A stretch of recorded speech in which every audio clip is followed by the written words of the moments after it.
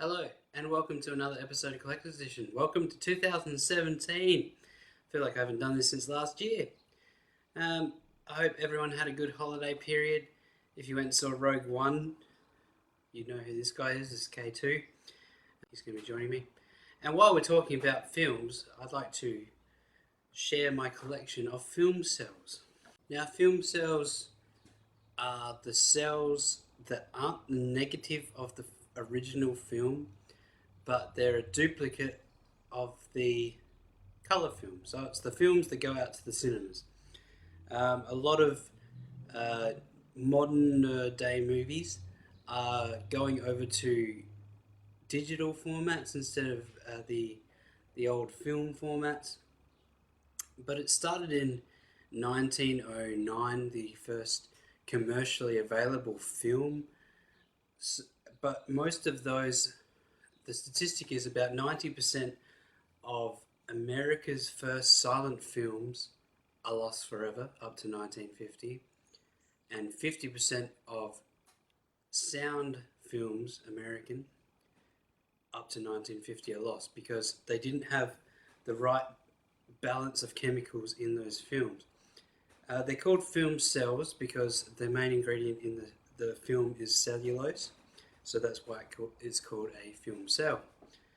I've got a few here to show you, a few that I've collected over the years. Now, they are collectible, but they aren't at the same time. As I said, it's a production of the colour cells from the negatives.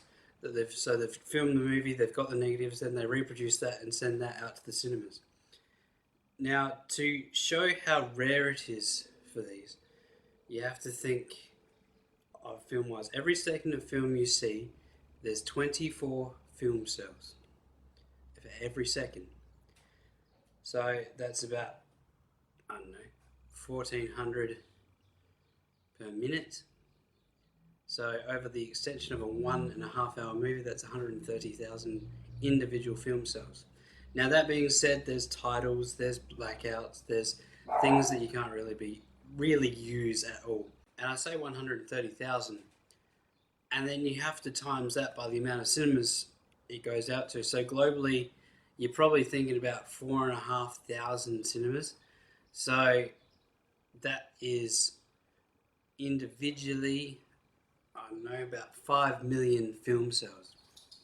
That being said, a lot of those cells that go out to cinemas by the end of the production run are taped together, spliced together, and they're basically damaged and can't be used. So these film cells that you get collectively have been taken from the negatives, a brand new roll that's never been played in a cinema, and then cut from that individual film.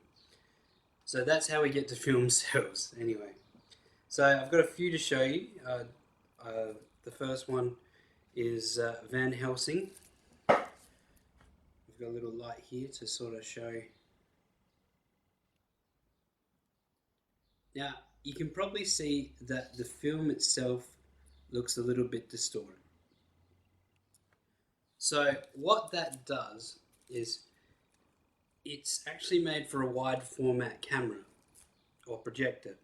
So they make the cell, which is a 35mm cell with a digital soundtrack on the side. You can see it if you look very closely. There's all this little digital sound file on the side here. And so that's a 35mm film strip, and it's a square. So how do you get a wide format? So this goes through a projector with a special lens, which then distorts it to the screen size. Very all technical sort of stuff. The next one I've got is Underworld.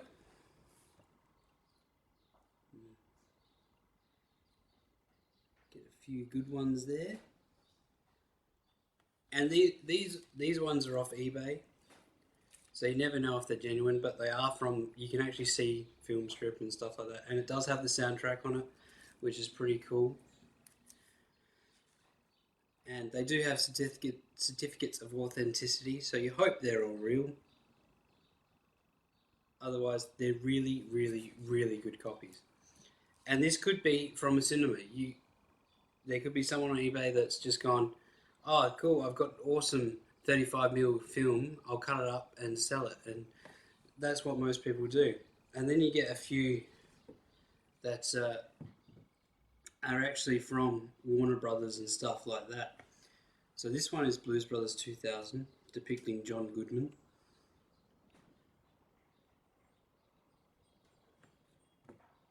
And this is from Blues Brothers 2000, of course. And it is an original film cell limited edition. I know this one is for real because this is from Warner Brothers itself.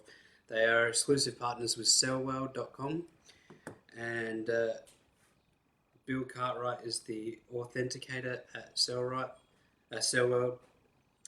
And yeah, so, and this is my lucky last one. This is my favorite one. This is for Pokemon the first movie, Mewtwo Strikes Back. It was called different things all over different countries, so the plaque is a little bit different from the poster, but nonetheless it is still Pokemon the first movie. And it's signed up the top here on the little poster by Veronica Taylor, who is the voice of Ash Ketchum. And then in the film cells I got one of Ash himself and Pokemon and Mewtwo. And yeah, I thought this one was really cool. I picked this one out of about 10. I went through them all. And yeah, so this is my film cell collection. Thank you for watching. If you like this video, press the like button below. If you haven't subscribed, press the subscribe button below.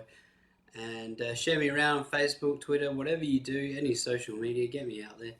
And if you have a collection which you'd like to share, just hit me up on our Facebook page, www.facebook.com/collectorseditionau. All the links are below, and keep collecting.